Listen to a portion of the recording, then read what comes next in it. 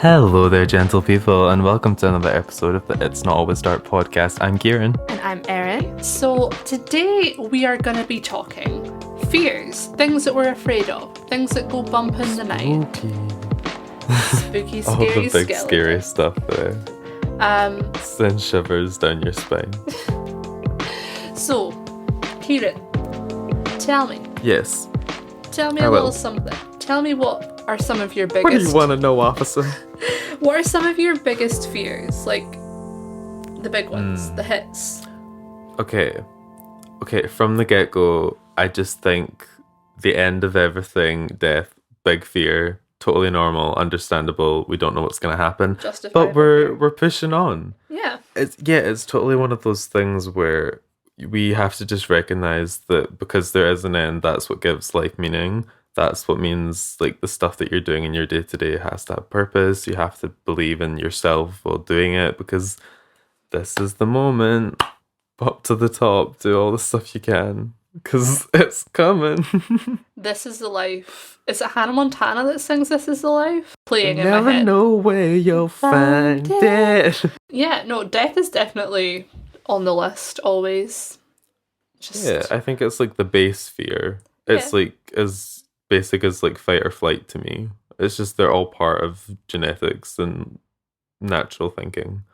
But then I suppose when we break it down to like other big fears, honestly, and this is gonna sound like a joke, but it is like quite I find that like mirrors can be a lot to fear sometimes because, and I mean it not from the standpoint that I look at myself and go, oh no, because I look at myself and I'm like, you know what, we're doing this. Good job. Let's keep going, kiddo.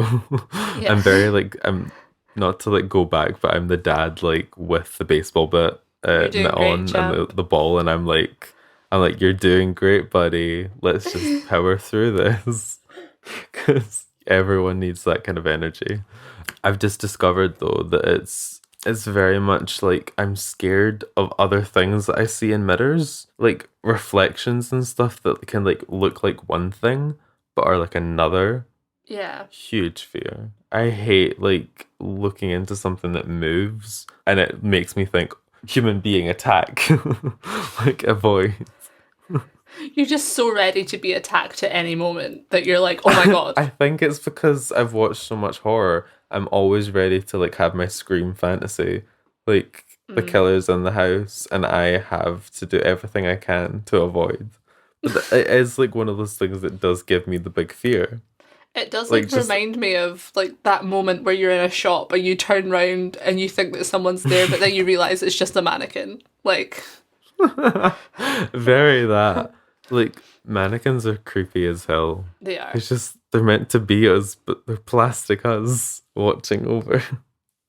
It's very just Doctor Who taught me that they would come to life, you know? Yeah. That and Doctor Who always made me think of like the weeping angels because like I was like, how do you escape them? It's like it seems impossible. I mean, well, it is. No blinking. One simply cannot blink in the presence of a weeping angel. No, that's.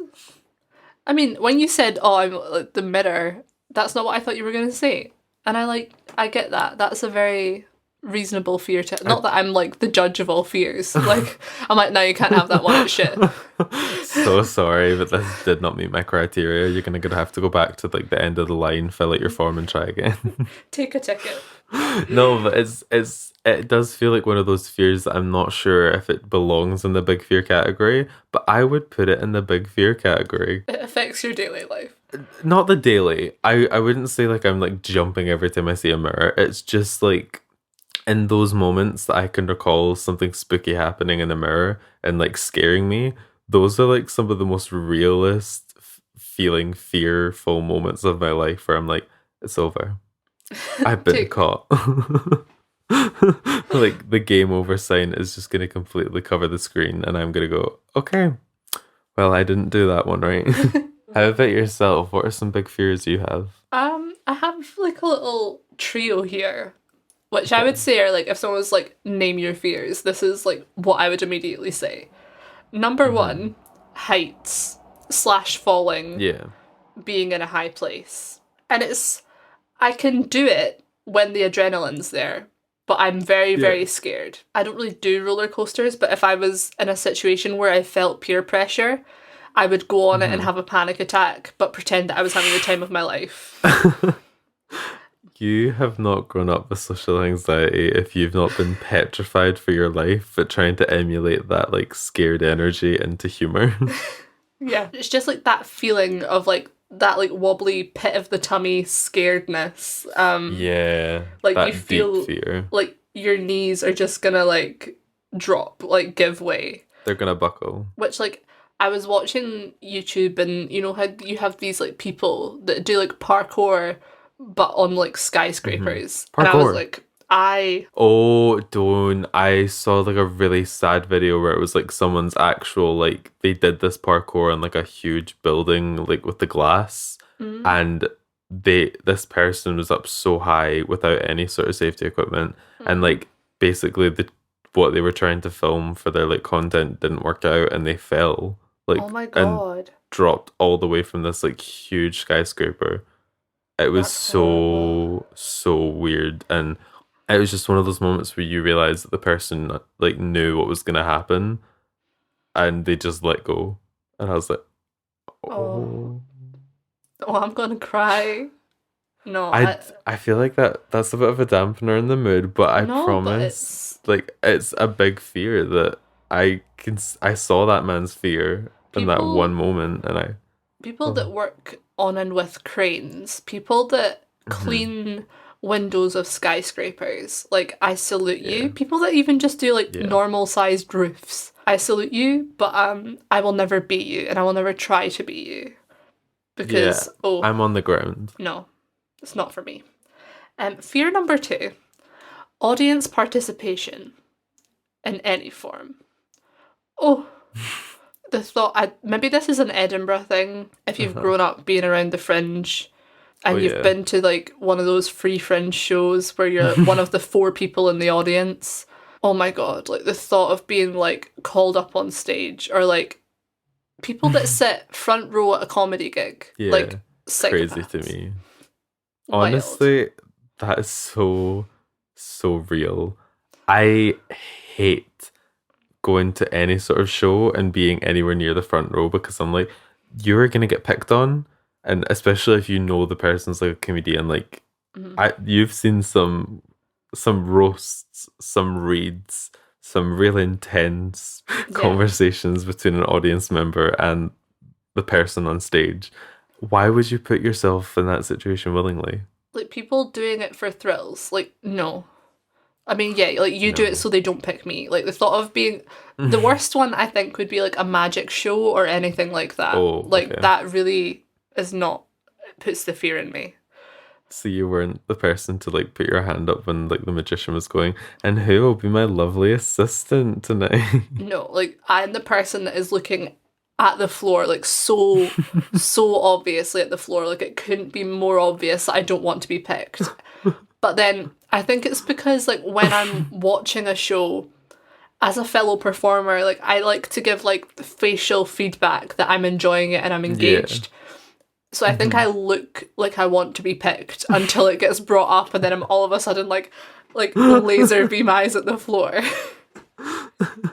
I get it. I do get it. I think that when I watch, especially when you've brought up the Fringe, it's so sad to not really have done a Fringe in a while now and know that we're not going to have one for a good while. But when I like would go to the Fringe, it was definitely like midway through the crowd. That's where we want to sit. We don't really want to be at the back because you can't really hear as well, and you don't want to be at the front for previous participation scares. So when you go to the middle, you just get like such a fun experience because you're not scared that it's about to be you. Yeah, you're like me at the middle, safe, laughing at the people that were foolish enough to sit at the front. Like, yeah. Also, why is it? Is there like a thing sometimes where the rude people always want to be in front row? Oh yeah, like there are people that are just like out to cause chaos. The hecklers, if you will. Yeah. Which is like, oh come on, like what a sad life. Like go and just this person Said it is life, Jen. like literally making like next to no money doing this gig, and you've come here just to ruin their day. Like, get a life. Be nice to performers. Fringe performers are probably doing multiple shows a day for 4 weeks, 5 weeks straight. Like, be polite to performers and bar staff and customer service rules in general in Edinburgh during the Fringe. And don't stop in the middle of the street. Oh my god. Like, just keep walking. That is the most. Every single time that someone has stopped in the middle of the street, I have like I've tried so hard to be nice about like getting by them, but there's some that will just stay cemented in place, and you're like, well, I need to go through you. Like, so right I'm in the so middle sorry. of the pavement as well. Like, I used to live at the bottom of the Royal Mile, and I worked on Princess Street, and like that would be normally a 15 to 20 minute walk. Yeah. Like, depending like what pace you took it at. And like I would have to leave like at least another 15 minutes earlier just to dodge tourists. Like, just to get by the walking. Literally, like, not human trafficking, human traffic, like actual traffic. Yeah. But I would do anything to have it back at this point. So like, I'm complaining, but please wear your masks. Please so that we can let fringe. me go back to that. So we can fringe. But my final like big fear is sleeping in new places, like unfamiliar places when I'm on holiday and stuff. Like, oh, okay. Night one, I know that I'm just straight up just not gonna sleep, and then I'll be fine. But that's like, I'll be lying in bed, say like I'm on holiday, and I'll be like, this is like just assessing all the ways that I could potentially be murdered, or like, yeah.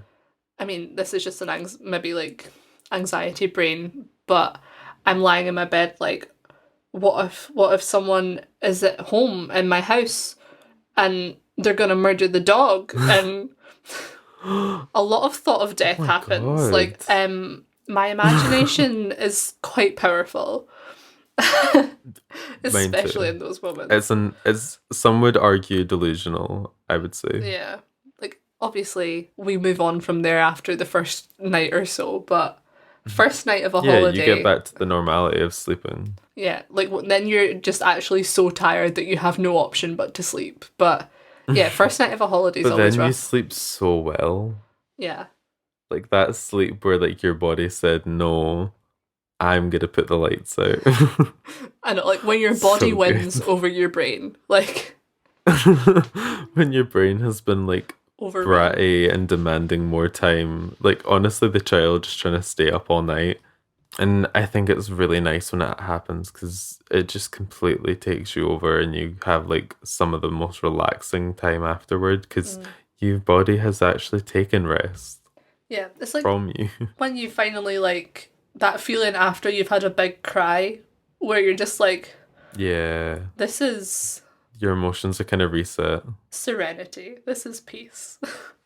Moving on, though, we're going to move on to creative fears next. Yeah, the reason I wanted to include this as a segment within this podcast is because I think, like, there's so much around creativity and the creative process that is very individual and private to everyone, but I think if we, like, spoke about the things that we were scared about, mainly with sharing, like, mine is mainly to do with sharing stuff that we've made, but it's hard to share anything with people when you're trying to be creative and do something that isn't for everyone. You know, like you're gonna get some type of feedback or none at all, and that's also quite as bad, but it is quite intense. I'll like put myself out there with this one. Like, I think there is so much pressure that put on artists and creative people, mostly by themselves, but as a society in general, like, to have that big idea, like the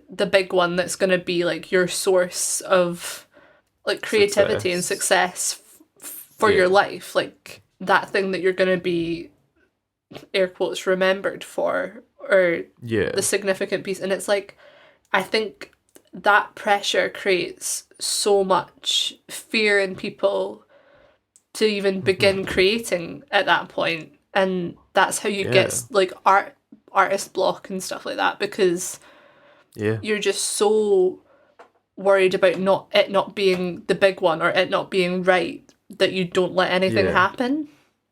Personally, have been there many times. Will continue to do it as well.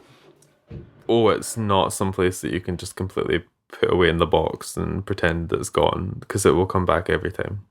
Yeah.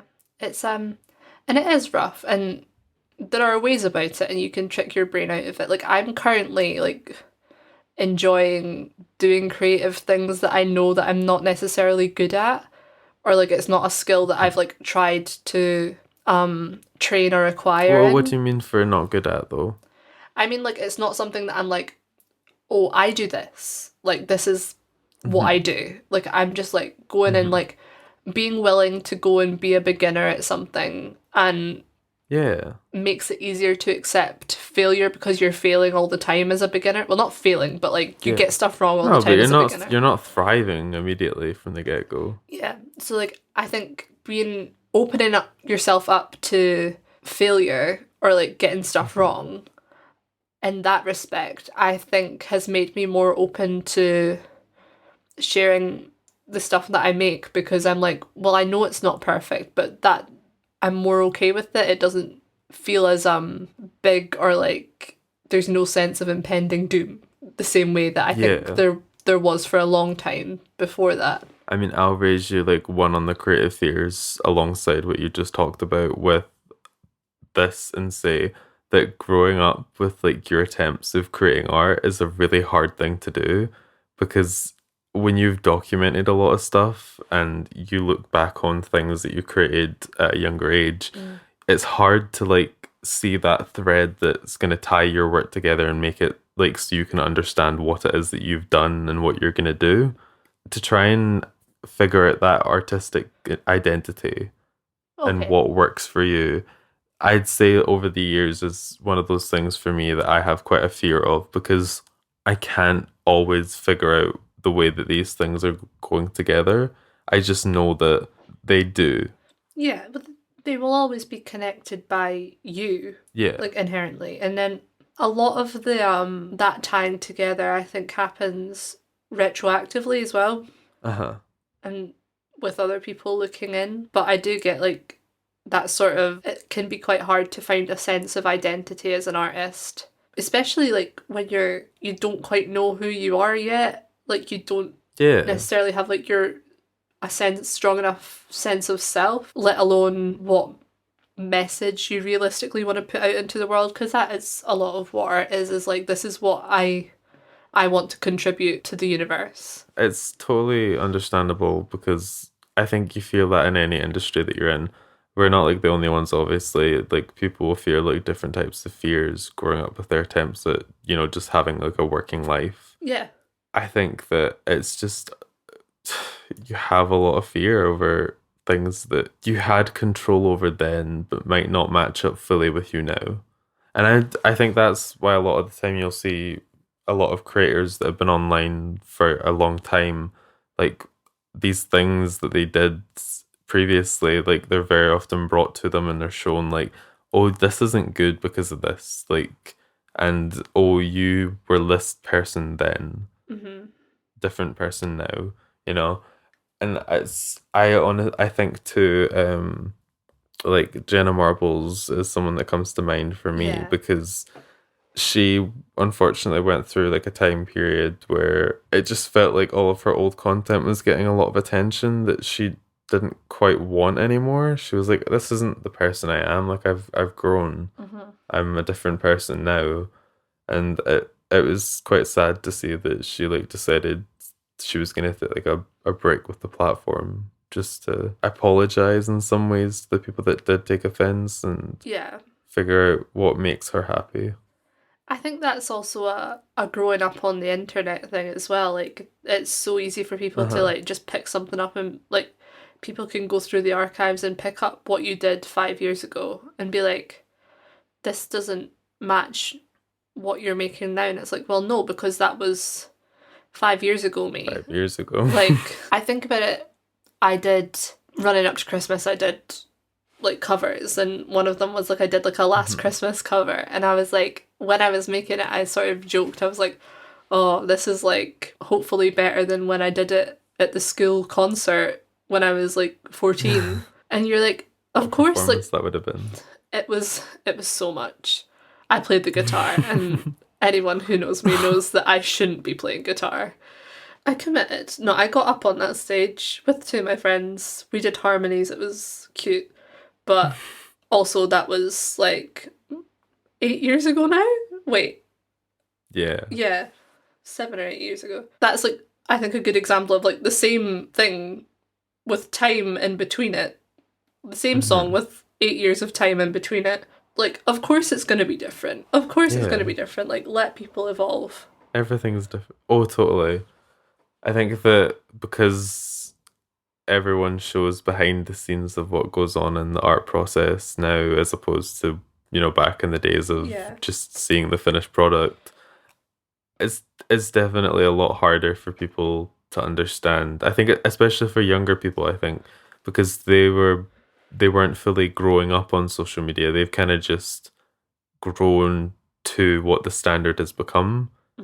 And so it's like, oh, you have to be this person or you will not be someone we care for. Yeah, and that's like, I think the whole thing with comparison is coming in at a much younger age now. Like, it's so... Even when we were younger, like, we were still buying, like, magazines, and, like, tabloid culture and stuff was still... That was of our era, and we're not even... We're, like, early 20s. Yeah. We've had... I'd say, like, as people born in, like, the late 90s, we have had a very weird experience with everything because things have changed so quickly. And, like, it feels like things have kind of stayed the same for a good while now, just with, like, slight improvements. Yeah, like, we definitely... Like, social media really came into play, I think, when I felt like we were maybe, like, 13-ish. Yeah, we were just getting into the teenage years and things were really booming. So in terms of, like, the fears that puts in people, like, because obviously, like, we talk a bunch on here, like, we love social media, like, on Instagram daily. I had Twitter when I was younger, but I got off there because I spent so much time on it, and I realised now that I just replaced the time that I spent on Twitter with Instagram. There is the whole thing of, like, body comparison and, like, toxic positivity and... Oh, yeah. Overworking and romanticizing unrealistic life standards, and that's rough. Like, that puts the fear in you because you're always like, well, am I doing enough? Am I not doing enough? Why am I not like that? And I have never really been a person to be like, oh, why don't I have that amount of money, or why don't I have that amount of what, like, followers or whatever. But it's more like the seeing productive people seemingly produced to, like, an unnatural extent, and you're like, how could I possibly achieve such things as a creative being? I think it does, unfortunately, like, come with age as well, as, like, you learn, like, comparison is not going to get you anywhere. Like, to, like, bring it back to fears, like, comparison was the cause of, like, my biggest... It really held me back at uni. Like, from day dot. I remember going in and I decided on day one that everyone else was better than me, and I got massive imposter syndrome. And then, like, to the extent that I then, like, was sort of telling everyone in an attempt at being, like, funny, I was like, oh yeah, I'm not very good, like, trying to be humble, but then, like, that does then set the tone with people. And if you're going around saying that you're not good at stuff, then people are going to believe you and not want to invite you to join in with bands or whatever it is that you do. What they're doing. Yeah. And that was like, I have done theatre and dancing and stuff my whole life. And then all of a sudden, at the age of 18, I had the worst stage fright. Like, I just couldn't, I couldn't perform. Like, I just couldn't do it. It's such a pivotal time in life, though, because you're going through a lot by the age of 18. Like, things are really building up, and especially when you go to, like, new environments, I think it always brings out those fears because you don't know these people. You're going here as, normally a solo unit to try and just do what you want.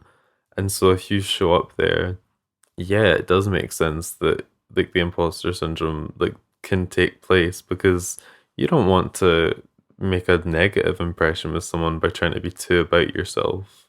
The only thing that I could say that, like, in case anyone else listening to this has like a similar thing, I'm in no way like cured or an expert or anything like No. that, but like the biggest thing that has changed between then and now is like distance from the situation and from the people. And that might not necessarily be an option for you, but like it's much easier said than done. But like honestly, just try not to compare yourself to what anyone else is doing because it's not productive. No, not at all. And I think that it's definitely something that goes beyond the realms of just being an artist as well. Like just Yeah. comparison in general doesn't do anything for anyone. We're doing different things. You can't compare. Yeah. I'd say like another one of the creative fears I have is I think this is quite logical. I think replicating or doing something that someone else has already done Mm. and like, possibly like it'll come across in a couple of ways. You could either be like told you stole an idea, you could be told that you were just like heavily influenced when you had literally nothing in your brain about that. Yeah. But then also you might be trying to like show something your way and have just so happened to have stumbled upon something someone else has done. And I think that you don't want to do that. You want to try and do something that only you're really thinking of. And so when you replicate something unintentionally, like it's different when you want to pay homage. I think that that's a Mm. great way to show like a respect for the work. But when you're not trying to, I think it's hard to accept that sometimes you might do something and it's been done before. Like Yeah. making it an interesting discussion of whether or not you think art that has been done before is still good to do. Yeah. I mean, I'm very of the mindset. Like I did my whole like dissertation on like comedy music and a lot of that was on parody, Hmm. which is, very much Homage. it's homage. It's taking something that is existing and putting your own twist on Uh-huh. it. But Exactly. that's intentional. Like I 100% understand the fear of like one day someone just turning around and being like, "That's my song. That's my melody. Yeah. I'm gonna sue you." It Yeah. happens all the time. Like that's like you It see does. like And sometimes rightfully so. yeah, I mean, Sometimes it does happen intentionally. oh, 100% it does happen intentionally. But there are like cases as well where it's like that is a coincidence and I'm very aware about it when I'm songwriting because I'm like I'll be writing something and I just have to take some time away from it because sometimes I'm like this sounds like a song that already exists in my mind and I can't tell if it's just a Yeah. replication of the music that I'm listening to at that moment. But if you like accidents happen and you have to be willing to Hmm. just be like, okay, that was a boo boo. Sauce. So I was getting up and moving on. Me in court just Yeah, like it's just saws I made a boo boo. I'm so sorry. I didn't mean to do it, guys. Like, are we done? Thank you. Thanks for your time. Yeah, you don't. I very much feel like because art is so personal, you don't want to, like, that's just like trying to piss someone off Yeah. by replicating their work. And, some people are a lot better. Like, I feel like if it happened to me, like, not like I'm like putting this out there, like, oh, someone's gonna replicate my art, but like, if you did something first and then someone did it after you, I feel like my response is always like, that's cool because like now more people have seen that, you know? Yeah. I'm not in like I'm very much like that as well, but just to like be devil's advocate on it, it's like if you were to do Okay. something and then someone was to do the exact same thing or like a similar enough thing and then Mhm. make a bunch of money or get a bunch of attention for it. Yeah. I think that's where You would the be a the bit issue with that miffed. I think I lies. see it happen quite often, like in novelists. Like, Hmm. there's a lot going on there that you can't really. I think it was for the series about, was it like the Mortal Instruments? There was something Yeah. like Oh, was I a don't know big. the Oh, so for the Mortal Instruments, I'm pretty sure like someone had wrote a story very similar to this before the originals were published. Oh, and really? they seem to have taken quite heavily from it. And I remember there was like quite a lot of backlash about these Oh, characters seemingly having existed elsewhere. But then that's a I shame. I don't enjoyed know that if it book was series. 100% intentional. Hmm. And like decided that she was going to Like emulate it completely. Miss Cassandra Clare. But like that whole realm of teen romance fantasy novel very much follows us. Yeah, Like it does. it's formulaic. That probably is gonna happen a bunch. Like if you're like writing within Hmm. specific genres, you maybe just have to accept that stuff like that's gonna happen. Like the whole way that like okay, Uh-huh. there was this summer that everyone all of a sudden decided that they were gonna be releasing Spanish pop songs. There was maybe like one artist did it, and then all of a sudden, most mainstream artists had some sort of like Hmm. Spanish pop based song. We can see the machinery and the cogs behind that. Like, Yeah.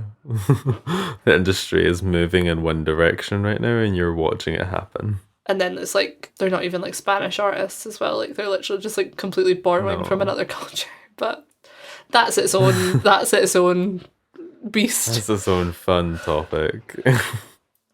But yeah, all the creative I fears. think though creative fears they're a good thing to have though because it's what keeps you in check and what often you will like consult with to then eventually power through and get to a stage where you're putting the work in. Yeah, also like I think learning to like overcome those creative fears, they often Yeah. align uh, they do align with like your personal fears and your own life choices and battles and journey that you have to do and like Yeah.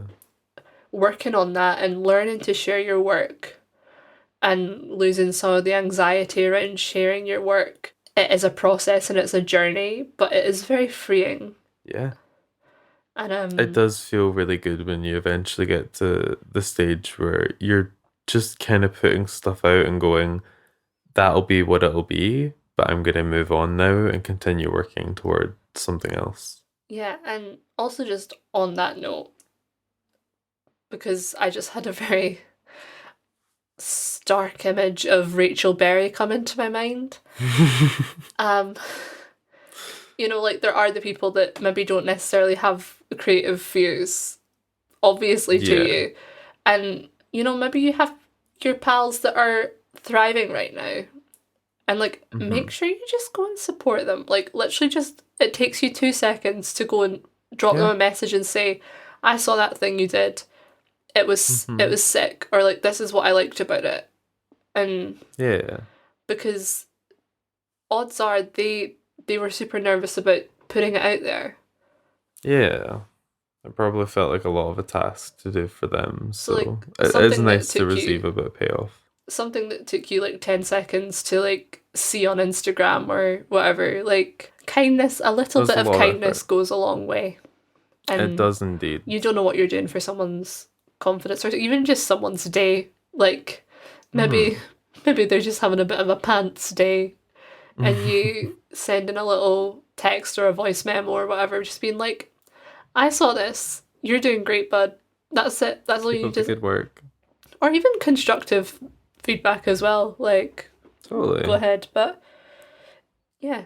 I think there is such a thing though, is when you haven't asked for constructive feedback and someone just like gives it at you, Oh yeah, that no. can feel like a big attack at the moment. But yeah, I do think it is important to have constructive criticism, No, like but if someone's like fed back to if you. you've like made a boo boo and someone's like, Yeah. gal, you've made a boo boo, I would be like, okay, I will sort this out promptly. Yeah. So yeah, be nice to your friends. And to round up on our creative fears there, we're gonna get a bit more personal.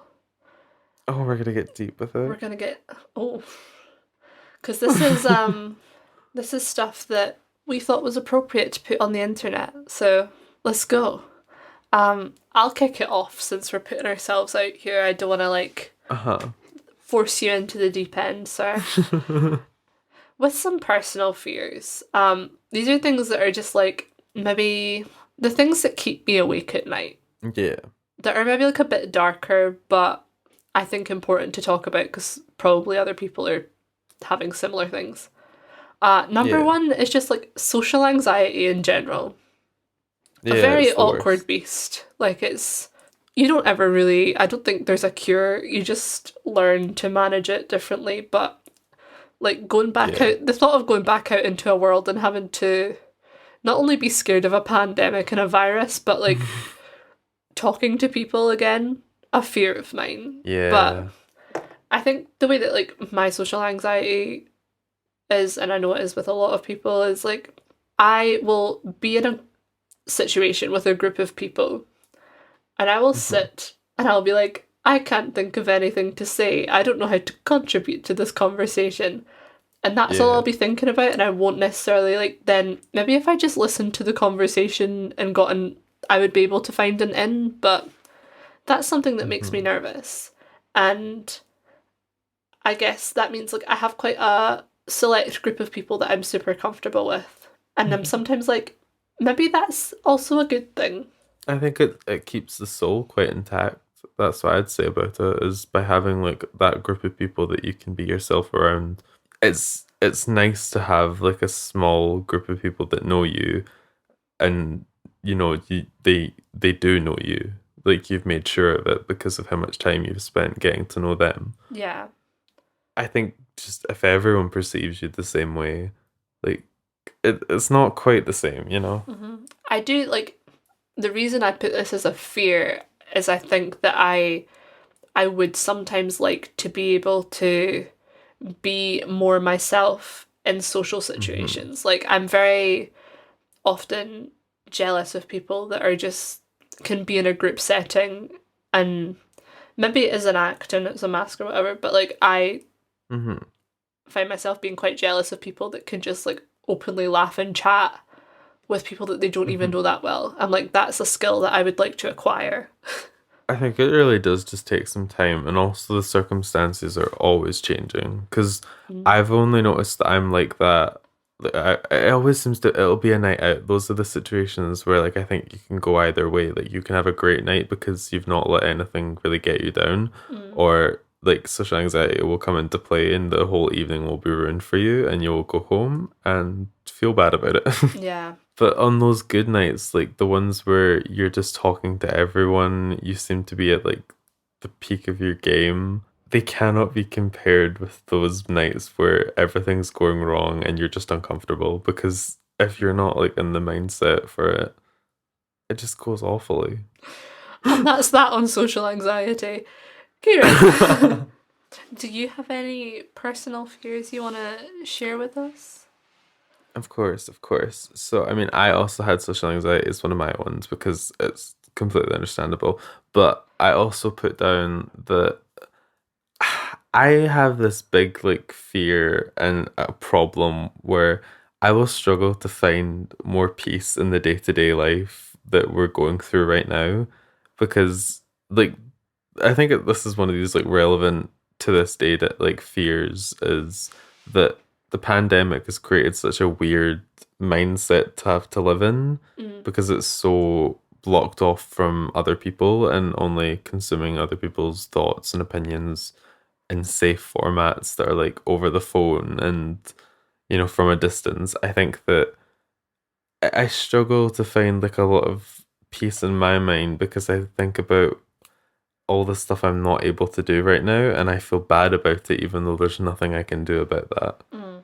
I find that I get the fear because I get stuck in the mindset sometimes and I have to really like break out of it and like work against it, even though it should kind of be coming as a given at this point.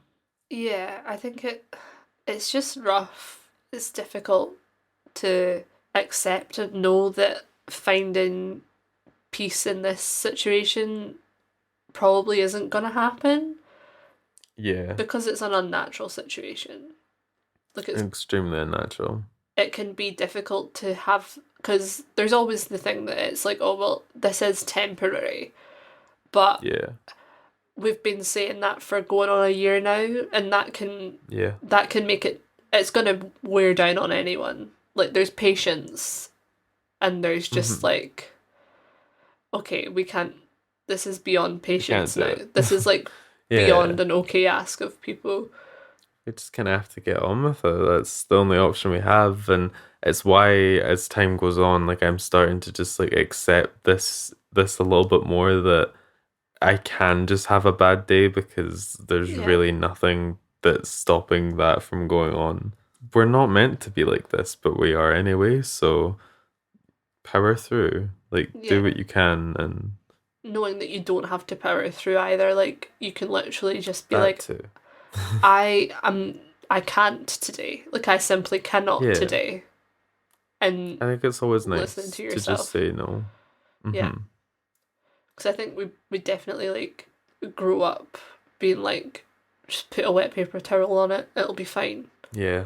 Like the amount of times I would not take a paracetamol just because my head was a little sore. I was like, no, power through.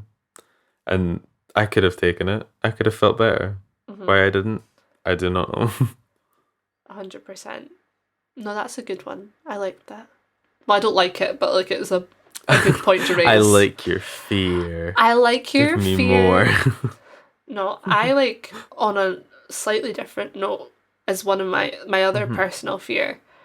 Um, was that I have like a fear of myself that I'm gonna give up on myself. Um, Okay. and I don't know how this is manifested, but I'm very aware that we as humans will settle for what's been put in front of us if it feels easier or more sensible. Yeah. And I have like a fear that I will give up on like the things that I want to do if a more stable life or option gets put in front of me Yeah. or seems more, yeah, something more accessible is Hmm. there. And like I know that that's not what I want, Yeah. but I still worry that like it might just It might be the I choice. might just get swept up in it one day and then before I Yeah. even realize what's happening. I think that's really logical. Like, just to give up on what you really want is something that happens to most people. It's difficult to always put like your best interest forward to try and work toward a goal when, like you're saying, something better is just, or something more convenient or more reliable is just placed in front of you. You're like, well, I've had a pretty rough go of it. Maybe I do deserve to just have a bit of time doing something easy. Mm. And I'd say that I think it's okay to do that for a while so long as you're still pursuing those other things alongside it. Yeah. Like I think there's always a way. Like where there's a will, there's a way. That's the phrase that always comes to my mind. Yeah. And it is that like I think the fact that even I have that fear means that it probably like it's unlikely to realize itself. You're self-aware, so you've recognized the part of the problem before it can really manifest itself into you. Yeah, I just wanted to like put that out there because I feel like a lot of people probably feel similarly. Do you have any other ones that you want to share? As for like other personal fears, I feel like sometimes I have like the personal fears that I'm going to like let go of parts of my personality to try and fit in more with people. Mm. Like I think it's hard to look at yourself and identify all the things that you enjoy and that make you happy and keep them with you at all times and not let other people like influence or sway the way that you are as a person just because it's easier to do. Yeah, it's I think super sometimes that, unrealistic. Like, yeah, I think when you're younger, you will often make friends with people with similar interests, but at the time, that interest is so necessary to like have a strong foundation and to like build on that you kind of create this mindset where you think similarly when you grow older that if you don't stay linked up with those common interests, like if you just have different things that you enjoy, that's going to create like a distance between whoever you're trying to be friendly with or mm, around. And I think it took a long time for me to accept that I'm the exact same person when I talk to one person about one thing we have in common as I am when I talk about a different topic to someone else entirely. Like to like multiple things does not like bring you down. It really is an opportunity to just, rise up. yeah, it's not you like diluting yourself in any way. It's just like No. you're a multifaceted being. Yeah. And that's like, it's such a nice way to be. Like, in the words of Taylor Swift, you're a mirror ball and you're going to show people every version of yourself tonight. Love that. I always think about, I don't know about you, but I'm feeling 22. My best friend for 10 years as of like this year just turned 22 today, and Happy birthday. that was what I decided. Happy birthday, Jordan. That was what I decided like was going to be part of my message to her, just saying a good old happy birthday. I was like, as Taylor Swift once said, I don't know about you, but I'm feeling 22. How does that make you feel? That was really how I went about it. That was literally me waking up on my 22nd birthday. Like, I ran downstairs and played it and danced with the dog because pandemic things. And it was joyous. Pandemic things. Now we're going on to the part of the episode that like this is the stuff that I'm here to talk about. Yeah, because all these other things, they affect me heavily, but this is where it starts to get fun. This is where it's no longer dark. I want to know. No, it's chill time. I want to know, what are your silly or random fears? Please tell them of my favorite one that I already know about, because it has been such a fun piece of knowledge about you that I have held on to for far too long now. Yeah, so I just have this thing. People have these things, and I don't know where this originates from. Like, I don't know the origin story of this fear. I want to write the origin story of this fear. Like, I think that maybe there was some sort of incident that I have blocked out. Like, it maybe exists in a file somewhere. Your brain is protecting you. Like, I'm being protected. I really can't handle the flavouring on crisps. Like, it's making me heave just thinking, sorry. The hair on the back of my neck just went up. Like, the dust. Like, the flavour dust. It's really, like... it gets you. It gets me. Like, the thought of someone with, like, dusty, crisp fingers touching me makes my eyes water. Like, it really... Like, and it's not like it makes me feel sick. Like, it actually, like, my whole body just wants to shell up at the thought. Like, and that goes on to, like, so, like, the actual fear, I think, is of someone touching me with crisp dust on their fingers. Like, that's what I think the fear is. But that goes on to just be, like, any time that someone has crisps in the room, my anxiety level, my heart rate skyrockets. Like, especially if it's, like, a smelly crisp. Like, my biggest fears include, like, any sort of, like, Monster Munch, like, Space Raider, like, flaky crisp. I need to stop you right as you said Monster Munch, because I was literally waiting for the moment to come in and say that I have now, like, I have mind casted and wrote out what happened in the past to you to make you scared of the crisp dust, and it was a Monster Munch that attacked you in my, like, my little moment. I was gonna go even a step further and say that it's like a hand approaching you, covered in, like, every finger with the crisp dust, but then a Monster Munch on each finger. I'm, like, squirming. Like, it's really upset. Like, no, like, Wotsits, anything like that. Something they're the worst, though, because they're coloured as well. Oh. Like, that orange tone, like, that gets all over your fingers, not worth it. I honestly haven't eaten a Wotsit in a good while, because I don't find them that nice overall. No, like, the thought of it, the smell of it, the touch of it, like, Pungent. It's horrific. I don't know why people do it. My absolute biggest, like, thing that will put me off a person for life is when people, it's making me, like, gag. I know this seems really dramatic, but, like, It's a real thing for me. This is the fears that I like. These are the ones. People that like tip the crisp packet into their mouth.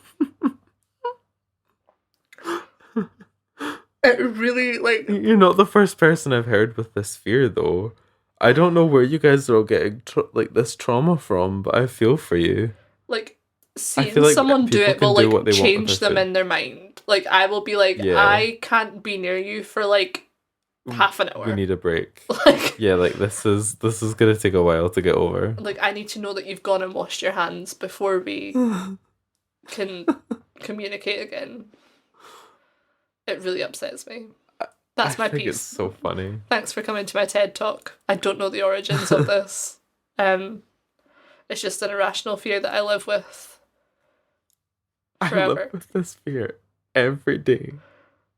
But think about how often you're near someone eating crisps. Like, imagine every time you, like, it's all, I mean, not now, but back in the day. But in the past. Yeah, like, especially in, like, school. Biggest fear. Like a children's playground or like a kid's party. Anything like that. Nope. Kiss fingers at you. Get away! Okay. Be gone. I propose to you.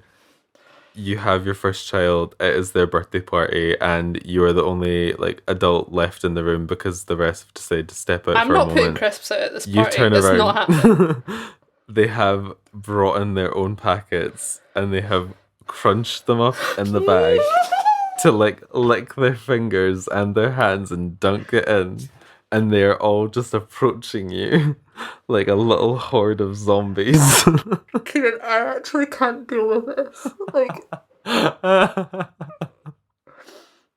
that is like repulsive. I don't know how to like explain it other than like that is that's the fear. Worst nightmare. Like that. Oh. Like forget about all the anxiety and stuff. Like crisp fingers. I just like I feel like watch one day you're on like a TV series like Pranked and someone is like, how do we get Erin? Oh no, I've put this out into the world now. I mean that, and also I decide I'm gonna manifest a bit of chaos and come up with a plan. No. Oh my god, me like my personal hell on the good very place. Easily. For me, I have a thing with odd numbers that I cannot explain to you. I get so irrationally upset when I have to deal with solely odd numbers. My like, the volume on my television is always an even number. We'll never place it on an odd number. That feels wrong. Same for like any device that I've got going on. They were smart about it with iPhone though, because I can't tell what's odd and even with like a little bar. Yeah. So they tricked me on that one, and I'll give them that because now I don't know if it's on an odd number.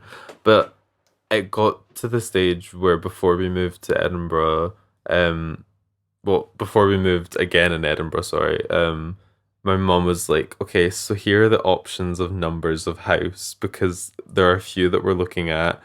You need to pick the number. Oh my god. And I did, in fact, pick an even number because that just worked with my fantasy. But it's always been even numbers. They're like all my lucky numbers. That's like, I can understand that though. Like that, like not to the extent of how much you feel it, but like I could understand the satisfaction of an even number. But it's not just the satisfaction of the even number. It's how uncomfortable the odd numbers make me. Yeah. That's, like I can deal with it in cash. Cash is a different thing to me because I can separate it and go, I have no like outcome here. But I will very often try and make sure that like, especially like, you know, like when you're at work and you're giving change, I love to like try and make sure I'm like making things even. So it's like, I will not be the person that gives someone 1 £2 coin and £3 coins. You're getting 2 £2 coins and a £1 coin, because that I've created a little set, you know. I'm so sorry if I've ever given you uneven change. I definitely have. But it's just one of those things where I like when I'm able to have some control over the numbers, and this is just one of my irrational fears, is that like my worst case scenario is being put like in a world where everything is just odd numbers. I feel like you'd really struggle in my life and my existence. there's with a all the lot odd of numbers. there's a lot of chaos. Like I don't know. I have this weird like attraction to odd numbers. Like I think they're Fascinating. more We're visually very different pleasing. people. Yeah. Oh, I have a thing when I see odd numbers, so the way to make myself feel like better about them existing is I will start to add odd numbers up to make even numbers. So Oh my like god. I'll be like I will literally be sitting. I found like when I was in London and we were on the tube, I was looking at different numbers that were on the signs, and when most of them are odd, I'm like, okay, 1 plus 3 is 4. 5 plus like 7, that makes a solid 12. Like I'm trying to like get everything in my head together and then come back to the moment once I've put myself in a nice environment. That's amazing that your mind did that. I've just that's my maths and that's my way that I was like, oh, I can make even numbers even in a setting that isn't even. Like you So like like I have soothing conquered the yourself. fear. Mm. I I can understand the fascination with ones that are like iconic in the way of like 13, that's I see it. There's a lot going on with 13. Like there's a lot of fear and spookiness, so I get it. I'm not with it. I just think And that's okay. yeah, that's fair. I'll take that. That's alright. I suppose that's okay. I don't know. I suppose we're not gonna start a war. Other ones that I have are just like things that I was scared of as a kid, which I think we've covered before. In me saying that Probably. I used to tell my teacher every week that I was getting a dog, like massive lie. But like I was like absolutely terrified of dogs because there was a dog that lived around like the back of our old flat that was massive that like when it jumped on you it was like taller than you. So I just had like You were this. such a bullshitter. I You were was just such a like, oh, liar. Oh, I was the I'm getting biggest a dog, liar. guys. Me every You week. goes near a dog, shaking. No, like me making my mum cross the street so I wouldn't go near a dog. Like that was where we were at. It was the same. It was dogs and it was motorbikes. And even to this day, like I have no aversion to other people being on motorbikes. Like I would probably even go on one. But the Yeah. sound of a motorbike, like Meow. I was just terrified of. Uh-huh. For no, like I don't know why I found it so scary, but I really did. I didn't like it. And foxes, I was really scared of foxes as a kid because I had one Interesting. storybook that had a really menacing looking drawing of a fox. Not even a picture, just like Oh, a so drawing the of a fox. caricature scared you into being scared of foxes. Yeah. I think there's a natural understanding, like it's totally understandable to be scared of other creatures that you cannot communicate with nor control. That is logical to me, and like as much as they can be irrational, like for me, I put down like I hate mice, rats, like small crawling creatures that I like might step on. I think that's my big fear is that I could not imagine dealing with like the whole I have stepped on an animal Yeah. smaller than myself, and also I just don't like little things that move quickly, and I'm Yeah. very much the elephant, the elephant scared of the mouse. I Oh, get it. If an elephant's allowed to be scared, me too. my final one, my final random fear, um, is just like seeing people that you don't really know, but you know them. Like they know who you are and you know who they are. They're like an But you acquaintance. don't know each other at all. But like you don't really know each other. And then like you Yeah. see them in public. Or like someone that Hmm. you used to go to school with that you haven't spoken to in 5 years. And you're Yes. like, do we address each other? Do Yeah. we say hi? Because there's obviously like people out there being like, you just say hi and it's fine. It's like, but do you? Because what if you say hi? Because I've had incidents where I've had a drink and I've been like, hi, and then Yeah. they've forgotten who you are. They don't know who you are. And That's so cruel. the cringe of that gives me That situation, yeah. I very often, like, if I see people, I have different things. I would try and smile. I think that's my best, like, acknowledgement thing because very often if I'm running into someone, I'm probably on the way to do something. I have like a silly random fear of being fed something and not believing that what the person has like fed me is what I've eaten because I can't recall a time where it tasted the same. Like new tasting experiences will do a lot for me, and I think it's really silly when someone like offers you something and you're like your brain goes to that whole am I gonna eat this and absolutely love it, or am I gonna hate this and have put myself in for a situation I could have avoided quite easily with like a polite decline? I genuinely find that because I'm so picky with food sometimes and I know the way that I like things to be, Yeah. that when someone shows me a bit of like spontaneousness, I can back down from that challenge really quickly and be like, "Oh, but I'm not that hungry."